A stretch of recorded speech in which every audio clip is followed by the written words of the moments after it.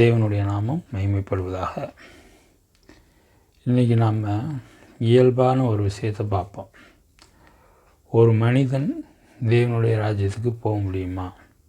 அவன் தன்னால் பரிசுத்தமாக வாழ முடியுமா அப்படின்னு நம்ம கேள்வி கேட்டோம்னா கட்டாயம் முடியாது. காரணம் என்ன அப்படின்னா, மத்தேயு 5:28, நான் உங்களுக்கு சொல்லுகிறேன், ஒரு ஸ்திரியை இச்சையோடு பார்க்கிற எவனும் தன் இருதயத்தில் அவளுடைய உச்சாரம் செய்தாயிற்று.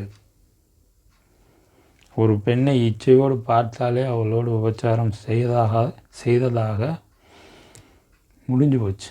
அப்படி இருக்கும்போது அவன் உபச்சாரம் பண்ணவனாக மாறினால அவன் பாவியாகிறான். அவன் தேவனுடைய ராஜ்யத்துக்கு போக முடியாது.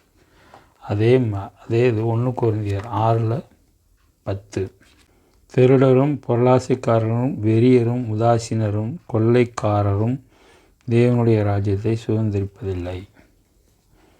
திருடுறவங்க, பொருளாசைக்காரங்க, பேராசைக்காரங்க,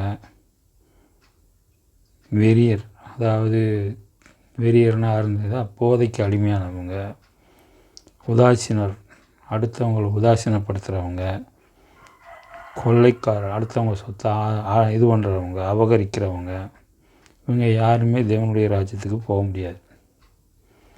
இப்படி இருக்கையில் யாராவது ஒரு நபராவது தேவனுடைய ராஜ்யத்துக்கு போகிறதுக்கு சாத்தியம் இருக்கா? சாத்தியமே இல்லை.